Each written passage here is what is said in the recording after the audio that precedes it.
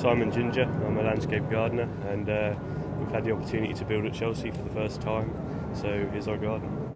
My involvement with UK Skills started a few years ago with the lower competitions, and I've worked my way up, got into Squad UK, and was lucky enough to go to Calgary to see it, the competition happening. But now I'm being put forward for Euro Skills, which happens later on this year. So tell me a bit more about Euro Skills. Euro Skills is a 22-hour build, same as World Skills, but it involves a designer as well.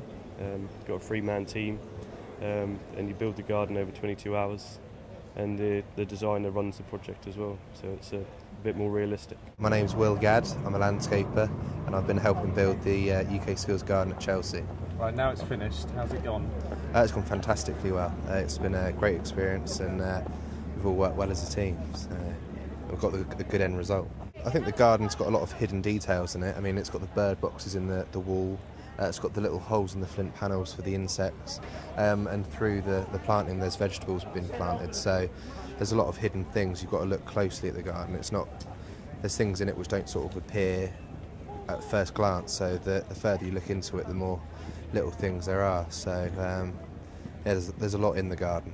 Here at Chelsea we've been building an urban courtyard garden on behalf of UK Skills to promote vocational skills into younger people and prove that skills are fantastic things to have. I don't think we have a dim view of young people. I think we're just envious. You know, the fact is they've got even more to play with than we have. I mean, I do worry about people being sort of locked up in iPods and, you know, mobile phones and the rest of it and letting the world go by. But this is testament to the fact that the mobile phone and the iPod have not run away. My name is Paul Green. I'm a landscape architect and garden designer, and I was responsible for putting the design together for this project, working very closely with a great team of people based at the Landscape Academy up in Askham College in York. And it's been a great privilege working with such a very professional and very young team of people which have done, I hope, a very creditable job. It's helped me a lot. It's given me confidence in what I do, a lot of experience and opportunities that I wouldn't have if I wasn't involved with UK Skills. So, with UK Skills, they look at real fine detail. You know, it's about quality, whereas colleges are good, but UK Skills push it even further. And we gain a liaisonship to the Sitting Guilds Institute, which is sort of level Master of Craftsmanship. So it's really top end. So, yeah. And it's difficult, you know, there just don't seem to be as many apprentices around and builders and people who have the skills are loath to take people on, because I don't think there are the tax breaks there should be to encourage people. So it's nice to see something like this, and nice to think that sort of young people have been responsible for this. Because there is actually a good living to be made in building and actually get hold of these skills. You've got the skills, and you know. Our business, the landscape design and gardening business, will not survive if it doesn't get talented people coming into this business.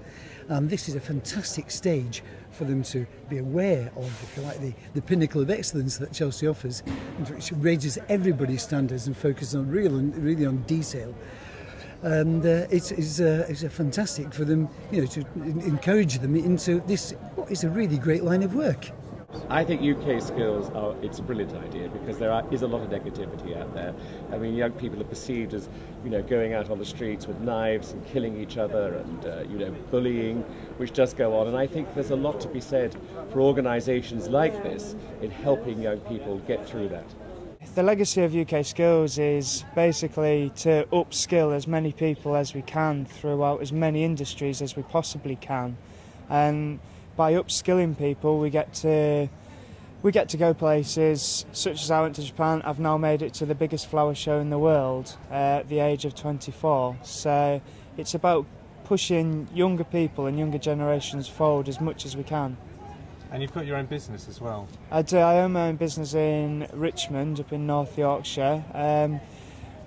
The UK Skills and World Skills has all pushed me forward into doing that, and it's helped me out no end as to excel my business as quickly as it has. I've come through the sort of the process myself. I know what they're looking for. I sort of know about it, and it would be nice to sort of repay what I've had back to someone else, and hopefully, as I say, give them all the knowledge that I've got to get the gold. So that's what I'm hoping to do. And vocational qualifications are very important to the whole economy and the whole of the UK as a general. And I mean, they do take you a long way. People often refer to them as not getting you places, but I've got somewhere with mine. I own my own business now. I've appeared at Chelsea Flower Show, and in your own individual skills and trades that people may take under, you can go as far as you want with the help of organisations such as UK Skills. I think the UK Skills basically needs as much support as possible. It's obviously a non-profit organisation where if money's taken away, it's going to sort of ruin it for some trades, which are going to be obviously have to be reduced. It's one of the things you can see with the money that it actually does pay off. I think the last lot when I was involved, we had a lot more money than in 2007, and you can see the difference in the medal ratings and the world rankings just from the extra money just to be able to get the trainers in which are required to bring people up to the skills and standard that's required. So I think my favourite bit of the garden is probably the bird boxes and the living wall. I mean, I think it's just such a fantastic idea, and what the stonemason made just from a stone slab where he's carved it out and we've drilled a hole through, and behind it we created a void so that the birds can actually nest in the wall in total safety of any predators. I just think it's fantastic. It's been absolutely fantastic. Hopefully we'll be back next year with a bigger plot, slightly different garden. But I've had a fantastic time working with the bricklayers and all the other trades that have been involved, and it's been nice to sort of see the different side of other people's trades rather than just our landscaping, because normally we're sort of in our own little area and we're quite isolated from the rest of the competition. So being able to watch the bricklayers, the electricians and the carpenters and the plumbers it's been a real treat really, so it's been good. When walking around the site, seeing a lot of the other gardens being built, a lot of the other people here building are a lot older than ourselves. I mean, I think we've been told by several people we are the youngest build team that have been here. Everybody on this site has been under the age of 25, which is an outstanding achievement in itself, to say that the garden was mainly built by under 25s. A lot of people have recognised that and congratulated us on it so far. So it's truly an honour to be doing it. Skills, I mean, how to create something like that is something special, and let's face it, there'll never be an absence of need to develop outside spaces. So, brilliant. Well, I think from the point of view of the design for the garden, there's an opportunity here to draw on the traditions of the walled gardens, which go back to the very first gardens in 2,000 years ago, 2,000 years BC. We incorporate in that wall nest boxes, water extraction areas, heating areas, getting passive heating from that wall. We've got an opportunity for training plants on there, and it's within the garden itself we're combining wild plants, which of course the start of all gardening, ornamental plants and productive plants. So it's a relatively small garden, only 35 square metres, and it's just interesting what you can do in that small space.